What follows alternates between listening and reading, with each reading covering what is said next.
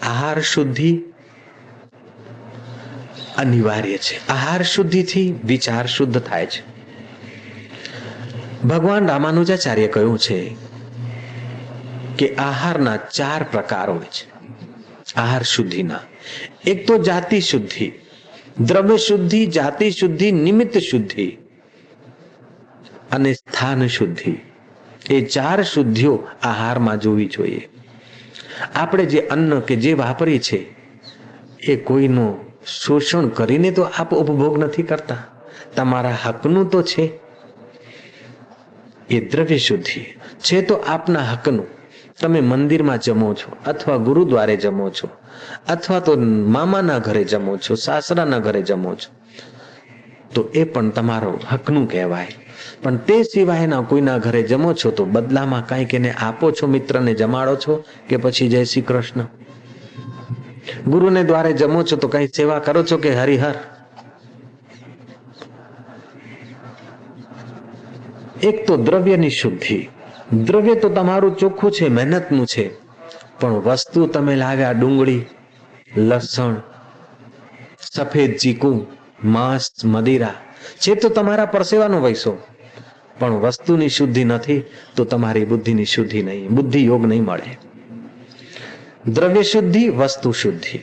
વસ્તુ પવિત્ર છે અને તમારું ધન પવિત્ર છે, મહેનતનું છે, પણ બનાવનારનું હૈયું હિંડોળે ચડેલું હોય તો, માસિક ધર્મવાળા હાથનું હોય તો, કૂતરા કે કાગડાનું એઠું થયેલું હોય તો, એની અંદર વાળ આવી ગયેલો હોય તો એ આહાર તમારી બુદ્ધિને યોગ નહીં આપી શકે. દ્રવ્ય શુદ્ધિ, નિમિત્ત શુદ્ધિ, પણ સ્થાન શુદ્ધિ ન હોય તો, સૂતક પાતક થયા હોય, બરાડા પડતા હોય ત્યાં રાંધ્યું હોય. અત્યારે તો મહારાજ બરાડા તો પડે કોક વખતે ઘરમાં. રોજ અત્યારે રેડિયોના એ પ્રસંગો, લડાઈ ઝઘડાના વાર્તાઓના પ્રસંગો સાંભળતી જાય નવવધુ અને રાંધતી જાય. દિલ કે ટુકડે હજાર, કોઈ યહાં ગીરા, કોઈ વહાં ગીરા. ખાનારાનું સત્યાનાશ ના થાય તો બીજું શું થાય બિચારા. જેને સત્કર્મ તરફ રુચિ નથી ને સત્કર્મમાં સમય કે શક્તિ કે ધન વપરાતું નથી, એનો સમય, શક્તિ ને ધન વિલાસિતામાં વપરાશે, એનું મન, પ્રાણ અને જીવન નીચેના કેન્દ્રોમાં આવશે. કર્યા વિના તો રહેશો નહીં. તમે હરિનામનું કીર્તન નહીં કરો તો ડિસ્કો કીર્તન કરવું પડશે, જે પ્રાણ અને મનને નીચેના કેન્દ્રોમાં લઈ જાય છે. રિસર્ચ કરતા વિજ્ઞાની મિસ્ટર ડાયમંડે શોધખોળ કરીને સૂક્ષ્મ યંત્રો દ્વારા જાહેર કરી છે કે સ્વસ્તિકનું ચિહ્ન જોવાથી પ્રાણ શક્તિ, મનોશક્તિ ઉન્નત થાય છે. સિગરેટ પીતો વ્યક્તિ અથવા અર્ધનગ્ન ચિત્ર જોવાથી પ્રાણ શક્તિ ને મનોશક્તિ નીચેના કેન્દ્રોમાં જાય છે, માણસનું પતન થાય છે. સિન્થેટિક કપડા, આર્ટિફિશિયલ રેશમી કપડા પહેરવાથી મનોશક્તિ નબળી પડે છે, પણ સુતરાઉ કપડા અને શુદ્ધ ઊની કપડા પહેરવાથી તમારી આરોગ્યતા અને પ્રાણ શક્તિની રક્ષા થાય છે. રંગીન ચશ્મા પહેરવાથી અને ઇલેક્ટ્રોનિક ઘડિયાળ પહેરવાથી પણ શરીરને હાનિ થાય છે. ખાંડ વાપરવાથી હાનિ થાય છે, પણ શુદ્ધ મધ વાપરવાથી, અત્યારે જે બજારમાં પેક મધ મળે છે એ નહીં, શુદ્ધ મધ વાપરવાથી પ્રાણ શક્તિ અને મનોશક્તિ ઉન્નત થાય છે. સૂર્ય, ચંદ્ર, નદી, તળાવ અથવા કુદરતી વાતાવરણમાં તમારી પ્રાણ શક્તિ ઉન્નત થાય છે. જ્યારે ઘોંઘાટિયા અને ઝમેલા વાળા વાતાવરણમાં, નાનકડા ઘરમાં ઘણા લોકો, નાનકડા ગામમાં ઘણા લોકો રહે છે, ત્યારે પ્રાણ શક્તિ ક્ષીણ રહે છે. તમે આપણે જોયું હશે કે બાળક અંદર રૂમમાં મૂંઝાતો હોય, રડતો હોય, ત્યારે ચતુર બહેનો શું કરે, એને લાવે બહાર અને હાલા કરો, 2-3 કૂદકા મરાવે એટલે છોકરો ચૂપ થઈ જાય. કારણ કે એને શુદ્ધ વાતાવરણ મળે, ઓક્સિજન મળે, એની પ્રાણ શક્તિને થોડી મદદ મળે, છોકરાને રાહત થાય છે. ભગવાન રામાનુજાચાર્ય કહ્યું છે કે આહારની આ રીતે 4 પ્રકારે શુદ્ધિ હોવી જોઈએ. ત્યારે બીજા આચાર્યોએ પણ પોતપોતાના મત જાહેર કર્યા છે.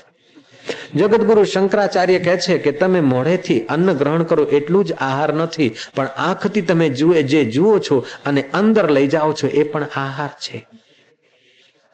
જે તમે ઇન્દ્રિયો દ્વારા અંદર લઈ જાઓ છો એ બધો આહાર છે. કોઈનું વાસ્તુ પૂજન થતું હોય ને એ તમને પોતાના બંગલાનું વાસ્તુ પૂજન કરવા માટે દેખાડવા માટે લઈ ગયા હોય, અથવા તમે પોતાનો બંગલાનો પ્રભાવ દેખાડવા માટે તમને લઈ ગયા હોય.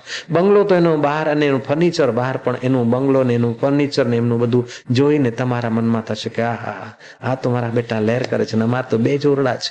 હવે ફર્નિચર તો બહાર રહ્યું પણ અશાંતિ આપણી અંદર આવી ગઈ, અશુદ્ધ આહાર થયો.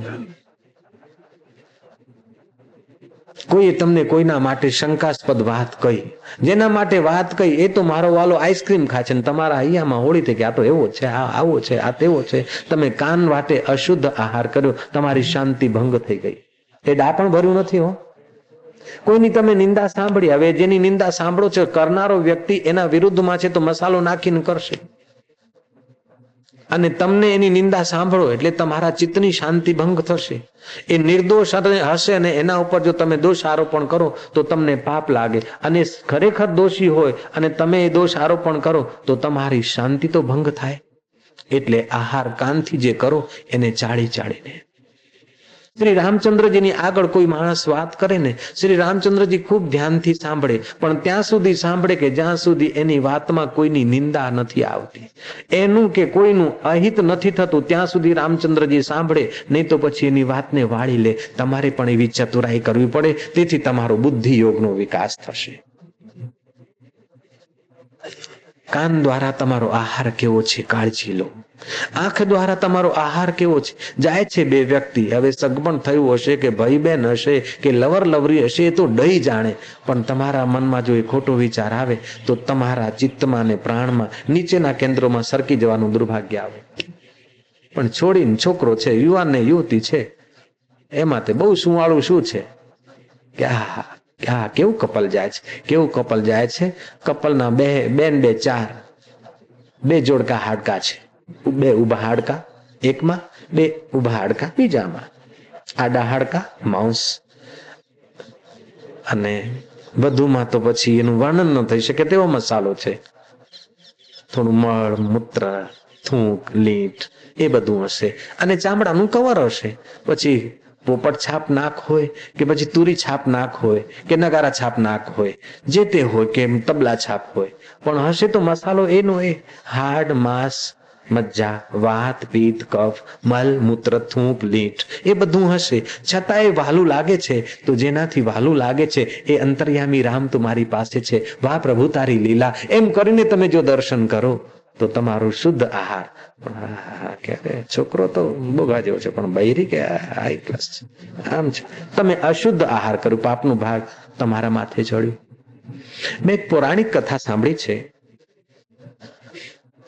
કે 5-7 સાધુ જમાત લઈને આગળ જતા હતા, પાછળ એમની બીજી હતી પંક્તિ. ગામમાં ગયા ને કે ભાઈ અહીંયા કોઈ સજ્જન માણસ છે કે બપોરની અમારી વ્યવસ્થા કરે જમાડવાની. લોકો કહ્યું કે હા એક ભગતજી છે, જાઓ ભગતના ઘરે ગયા. જે હતું તે ભગતે તો જમાડ્યા. ભગતે તો આગ્રહ કરીને બીજા દિવસ માટે બાપજીને રોક્યા સાધુઓને. બીજા દિવસે ખીર કરવાનો નિર્ણય કર્યો. માણસને મોકલ્યો, અમુક ગામમાંથી ખીર લઈ આવે, દૂધ લઈ આવે. એ દૂધ લાવ્યો, માણસ દૂધ લાવતા થોડો થાક્યો, ઝાડ નીચે બહુ ઘણું મૂક્યું, જરાક એણે ઝોંકું ખાધું.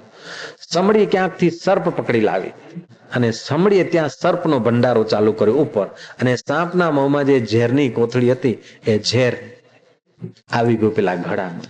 હવે તો ખીર થઈ, અને ખીરમાં મહારાજ જમણવારમાં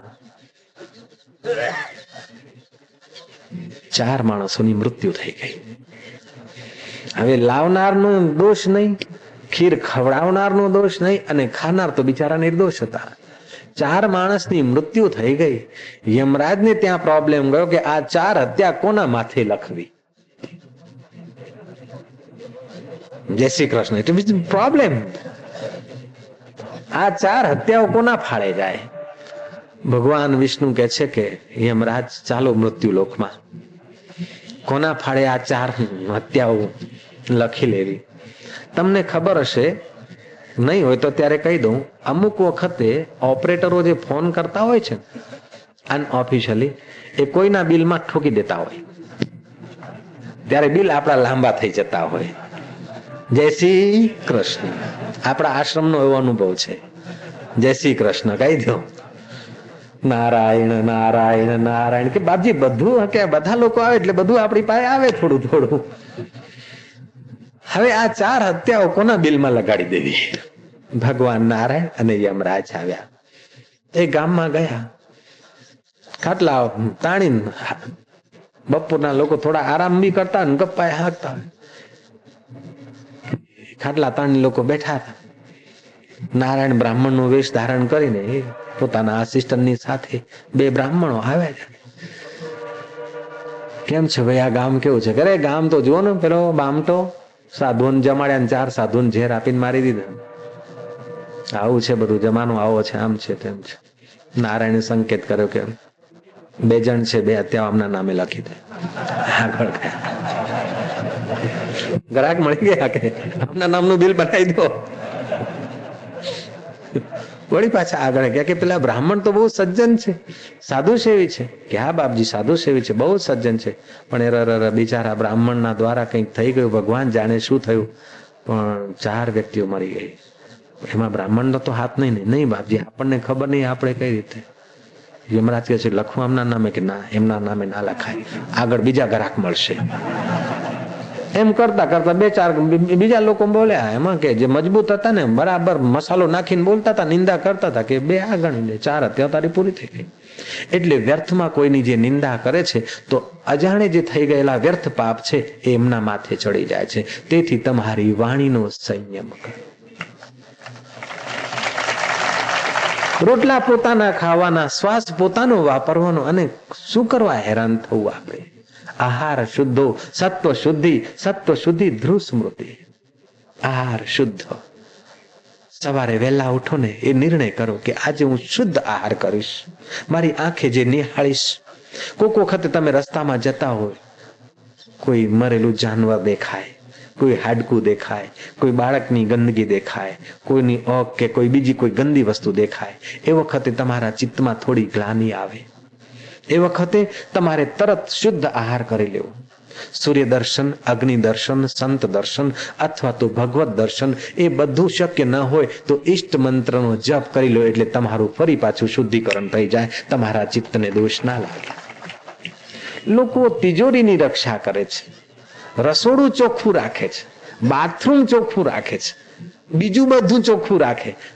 જે અહીં છોડીને જવાનું છે, જે ગંદુ છે એને ચોખ્ખું રાખે, પણ જે ચોખ્ખું હયું છે ને વારંવાર ગંદુ થાય છે એની કાળજી ના લે, એ આજનો સુધરેલો માનવી. અને હયું જો ચોખ્ખું ના રહે ને તો વારંવાર હૈયામાં હોળી થાય. જરાક બાપ કઈ ઠપકો આપે તો ભડકો, બેન ઠપકો આપે તો ભડકો, સાસુ ઠપકો આપે તો ભડકો, વહુ ઠપકો આપે તો ભડકો, પડોશી ઠપકો આપે તો ભડકો, જરા વાતમાં ભડકો ભડકો ભડકો. આ શું છે? અમારા આહાર તરફ, અમારી આહાર શુદ્ધિ નથી, વિચાર શુદ્ધિ નથી. એટલે અમે જર્મન ટોય થઈ જાય છે. જર્મનનું રમકડું હોય ને, એને છોકરા ચાવી ભરે ને પછી આમ ફરે, જેમ ચાબી ફરે એમ રમકડું આમનું તેમ, એવી રીતે આપણે આપણું ખાઈએ. પણ આ રમકડા જેવા લોકો આપણી થોડી પ્રશંસા કરે તો બોલાય, ને થોડી નિંદા કરે તો સકુડાય, ને થોડું આમ થયું, ઘડીકમાં મન આમ ને ઘડીકમાં આમ. કોઈ આવી ગયું તોય આંખ તો આમ. અરે ભાઈ તું સાવધાન થઈ જા. કંટ્રોલ નથી આપણી ઇન્દ્રિયો ઉપર, આપણા મન ઉપર. આપણે લોકોની દ્રષ્ટિએ ચતુર કહેવાય છે, પણ યોગ્યોની દ્રષ્ટિએ હજી આપણે બાબલા છીએ. જય શ્રી કૃષ્ણ. જય શ્રી કૃષ્ણ મજાનું કહેતા નથી તમે. જય શ્રી કૃષ્ણ. કૃષ્ણ કનૈયા લાલ કી. ભગવાન શ્રી રામચંદ્રજી વિદ્યા અધ્યયન કરતા તે સમય પણ શાસ્ત્રનું અધ્યયન કરતા. વિદ્યા સંપન્ન થયા પછી શ્રી રામચંદ્રજી ધનુર્વિદ્યા શીખવા ગયા. ધનુર્વિદ્યા શીખતી વખતે પણ ભગવાન રામચંદ્રજી સમય કાઢીને ઋષિઓ પાસે જતા. પોતાનાથી ઉન્નત જે જ્ઞાન વૃદ્ધ છે, વયોવૃદ્ધ છે, અનુભવ વૃદ્ધ છે, તેવા પુરુષોનું સાનિધ્ય સેવતા. સત્સંગની તો અવતારને જરૂર પડે છે. ભગવાન શંકર અગસ્ત્ય ઋષિના આશ્રમમાં કથા સાંભળવા જાય, રામ કથા. શ્રી કૃષ્ણ સાંદીપક ગુરુને ત્યાં જાય. રામચંદ્રજી વશિષ્ઠ, અગસ્ત અને ભરદ્વાજ જેવા ઋષિઓને ખૂબ આદરથી વિનવે બે વચન સાંભળવા માટે. બાલકાંડ, રામાયણનું બાલકાંડ બતાવે છે કે તમે બહારની વિદ્યા ગમે એટલી મેળવો છતાં પણ આધ્યાત્મિક જગતમાં તમે બાળક છો. આધ્યાત્મિક જગતમાં તમે ઉન્નત થાઓ તો પણ તમારું હૈયું બાળક વત નિર્દોષ રાખો. નિર્દોષ જેટલું હૈયું હશે એટલી સ્વાભાવિક શાંતિ હશે. નિર્દોષ જેટલું ચિત્ત હશે તેટલો અંદરનો પ્રસાદ મળશે. અંદરનો પ્રસાદ જે સુખ છે એની આગળ બહારની સગવડની કોઈ કિંમત નથી. તમે મહેમાનને ખૂબ સગવડ આપો, ખૂબ વ્યવસ્થિત ખાવાનું પીવાનું લહેર કરાવો, પણ જો હૃદયનો પ્રેમ નહીં આપો તો મહેમાન બધું જોઈને અંદરથી ઈર્ષા કરશે કે આ લોકોને તો લહેર છે. હવે મહેમાનને અશાંતિ થશે, એવું બધું ભેગું કરવા માટે એને ચકડોળે ચડશે. તમે મહેમાનનો સત્કાર નહીં કર્યો પણ મહેમાનને મુસીબતમાં નાખી દીધા. મહેમાનને કેટલાક લોકો પોતાનું આડંબર દેખાડવા માટે બહુ ખવડાવે, બહુ દેખાડે. ના ના, જેનું છે એનું રહ્યું નથી તો આપણું ક્યાં સુધી રહેશે? આપણા દાદા ગયા, પરદાદા ગયા, આપણે હવે દિવસે દિવસે એક દિવસ એમની નજીક જતા જઈએ છીએ. એમને દેખાડવું હોય તો એની અંદર જે નિર્દોષતા છે એને યાદ કરાવો. પોતે નિર્દોષ વ્યવહાર કરો, વિનમ્ર વ્યવહાર કરો, એને પાણીનો પ્યાલો પીવડાવો અને મધુર હાસ્ય આપો ને, એ મહેમાનની ઉન્નતિ થશે. તમારી પાસે બીજા કોઈ સાધન ન હોય તો કોઈ જરૂરી નથી, પણ એને પ્રેમથી તમે આવકારો અને એક પાણીનો પ્યાલો પીવડાવો અને નિર્દોષ હાસ્ય આપો ને, એની ઉન્નતિ થશે. નોકર દ્વારા મહેમાનની સેવા કરાવી દે ને પોતે જરા ટાટ મહેમાન આવે. આપણું મન એટલું બધું બેઈમાન કે મહેમાન આવે ને ત્યારે આરતીનો સમય લાંબો થઈ જાય. પૂજારીને ત્યાં આમ તો પૂજારી ટકોરી મારીને મૂકી દે, પણ બે દર્શકો ગયા ને એ દિવસે લાંબુ ચાલે. બીજું તો શું, પેલા છોકરાઓ જે છે ને, છોકરાઓ ઘંટડી વગાડીને સાયકલ ચલાવતા ને કોઈ જાણી તો મળીએ ને, ટનન ટન ટા ટની ટનીન ટા ટનીન ટનીન ટનીન ટનીન ટા ટનીન. પેલો રિક્ષા વાળો પોતાના મોહલ્લામાં કે પોતાના ભાઈબંધોથી નીકળે, ધત્તડ તતડી તતડી તતડી તતડી તતડી દા દા દા. આ અહમ અંદર બેઠો છે, વારો મળી જાય કોઈ જોનારો આવે એટલે દે ધમાધમ દેખાય. બીજું તો નહીં, પેલા બળદિયા વાળા જયારે ગાડું વાળીને આજે ઘરે જતા હોય નેળિયામાંથી, ત્યાં બધું રિધમથી ચાલતું હોય, પણ ગામ ભણી જતા હોય ને ઉપર, ગામના લોકો હોય કે કોઈ બાપજી આવ્યા હોય, કોઈ સત્સંગી આવે ને, એ વખતે જોરથી ગાડું દોડાવે, ધૂળ ઉડાડતા કે હું પણ કઈ ડ્રાઇવિંગ જાણું છું. એટલું જ નહીં, પણ જેલમાં બેઠેલા જેલીઓનો પણ અહમ તો ત્યાં ઉછાળા મારે હો. એક કેદી, નવો કેદી છોકરો કેદમાં મૂકવામાં આવે ત્યારે જૂનો જે બેઠો તો, હે कितने महीने की जेल है? बोले 3 महीने की. दरवाजे पे बिस्तर लगा, तेरे को पता नहीं 12 साल वाले मर्द बैठे हैं इधर, क्या किया? तो आज आया कल जाएगा, हम 12 साल वाले 12 વર્ષનું જેલ ભોગ્યું છે. એમાંય પાછું અહમ ઉમેરે છે.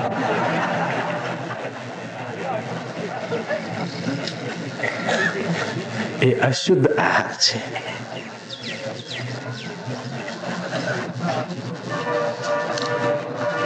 હાર પહેરાવા આવીએ ને, આપણું ભૂંગળામાં નામ આવે ને તો, અને ઉપરથી બાપજી પહેરાવે એટલે પતી ગયું, પછી બાકી શું રહે? જય શ્રી કૃષ્ણ કહી દે. એટલે મેં બધું બદલ્યું થોડું. હવે હું નથી પહેરાવતો, બીજા કોઈને કહું છું તું પહેરાવી દે ભાઈ, થોડુંક તો જગ્યા તો રહે, થોડી કથાની જગ્યા તો રહે. થોડી જગ્યા રાખવી પડે.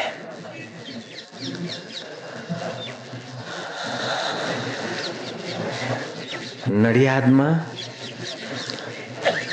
એક સ્કૂલ હતી, તે સ્કૂલમાં સરદાર ભણતા હતા, વલ્લભભાઈ પટેલ. બાલ્યાવસ્થાથી જ એમની બુદ્ધિ એવી વિલક્ષણ. કોઈ માસ્તર લેક્ચર આપે, એને આદત બહુ મહેતાની બોલવાની, ભરડે રાખે. એ જયારે માસ્તર આવે ત્યારે વલ્લભભાઈ પટેલ ધીરે રહીને આરામ કરી લે. માસ્તર ચીડાય. એક વખતે માસ્તરે બોલા કે ઉભો થા. જયારે હું આવું છું ને હું બોલું છું ને 2 મિનિટ સાંભળ્યું નહીં સાંભળ્યું કરીને તો બસ ઊંઘમાં જ પડી જાય. શું છે, રાતે નથી ઊંઘતો? કે સાહેબ સાચું કહેવાની મને સંમતિ આપો. કે હા બોલ, સાચું બોલ, નહીં તો મારીશ. કે નહીં મને માર નહીં પડે, હું સાચું બોલું છું અને સત્યના પક્ષમાં છું આપ. કે હા. કે સાહેબ હું જાણી જોઈને ઊંઘી જાઉં છું થોડું. કેમ જાણી જોઈને ઊંઘી લે છે? કે સાહેબ હું આટલું બધું જાણું છું, તમને સંભળાવું છું કે તમે બે જે જાણો છો એ બધું અમને સંભળાવો અને અમે ભરી દઈએ, તો તમે જે નથી જાણતા એ અમે ક્યાં મૂકીએ, એટલે થોડી જગ્યા કોરી રાખું છું. બુદ્ધની પાસે એક શેઠ ગયો કે હે ભંતે કૃપા કરો, આયુષ્ય નાશ થઈ રહ્યું છે, મને કોઈ ઉપદેશ આપો. એમ ઉપદેશ આપો કહેતો જાય ને આમ જોતો જાય ને તેમ જોતો જાય. બુદ્ધે કહ્યું કે આ તો ઓપરેશન કરવાનું કામ છે, આ તો કોઈ ગ્રાહક પાકો નથી, કાચો ગ્રાહક છે, એને જરાક થોડીક વિધિ કરવી પડશે. बुद्ध के मुफ्त में देंगे? इतना घर बार छोड़ के, यशोधरा छोड़ के, बच्चों को छोड़कर तप किया है और जो पाया है वो तुमको मुफ्त में देंगे? और मुफ्त का तो पचेगा भी नहीं. बात साची हो, मुफ्त का मिलता तो पचता नहीं है, थोड़ा बहुत परिश्रम से मिलता है तो पचता भी है. तो कि बापजी हुक्म करो, કે હુકમ કરો શું, કઈક સેવા કરો. બાપજી આજ્ઞા કરો કે કાલે હું ભિક્ષા લેવા તમારા ઘરે આવું. તો કરે બાપજી ધનભાગ મારા, મને આજ્ઞા આપો, હું હમણાં જ વ્યવસ્થા કરાવું છું. રસોયા મંગાયા દૂર દૂર ગામથી કે ભગવાન બુદ્ધ આવવાના છે. રસોઈ કરાવી, ખૂબ વ્યવસ્થિત રસોઈ કરાવીને ભંતે બધા કાલે બધા સાધુ મારા ઘરે ભિક્ષા લેવા આવશે. શેઠના તો આનંદનો પાર નહીં. એને તો ખીર કરાવી, બીજું કંઈ કરાવ્યું, પૂરીઓ કરાવી, માલપુઆ કરાવી, જે કંઈ થતું હોય વાનગીઓના નામ તમે જાણતા હશો, બધું વ્યવસ્થિત કરાવ્યું. બુદ્ધ ભિક્ષાના સમયે પોતાનું ભિક્ષા પાત્ર લઈને આમ તેમ જોતા જોતા નજર નાખે છે કે ક્યાં ગાયનું પોલ્લું મળે તો ઠેકાણું પડે. દેવ યોગે છાણ મળી ગયું. છાણ મળ્યું અને એ આખું ભિક્ષા પાત્ર ભરી દીધું. પેલા શેઠ તો વાટ જોતા હતા. બુદ્ધ ગયા કે ભિક્ષા વરવા આવ્યો છું, લાવો. પેલા તો ખીરની ડોલ ધરી ગયેલું. બાપજી વાસણ આમાં તો તમે છાણ ભર્યું છે. બાપજી આ છાણમાં કઈ રીતે ભિક્ષા આવે? કે તું તાર રેડ ને. કે બાપજી મારે આ કિંમતી દૂધ ખીર બગડશે ને આપના હાથે કઈ આવશે નહીં. પેલા છાણ કાઢવું પડે, બરાબર ચોખ્ખું પાત્ર કરવું પડે, પછી એમાં ભિક્ષા રોગાય.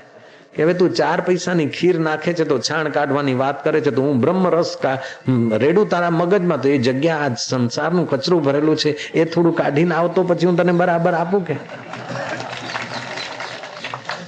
આપણને દિવ્ય સત્સંગની વાતો કેમ ઠસતી નથી? કે એટલા બધા બિઝી હોઈએ છે અને એટલા બધા અંદરથી ભરીને તૈયાર કરેલું હોય છે કે આ સત્સંગની વાત અડીને પાછી જતી રહે છે. જેમ બોલ અડીને જમીને પાછો જતો રહે ને, એમ સત્સંગની વાત અડીને પાછી જતી રહે. અત્યારે 2-3 વાતો એવી આવીને એમાંથી એકાદી જો પકડી લે ને તો બેડો પાર થઈ જાય.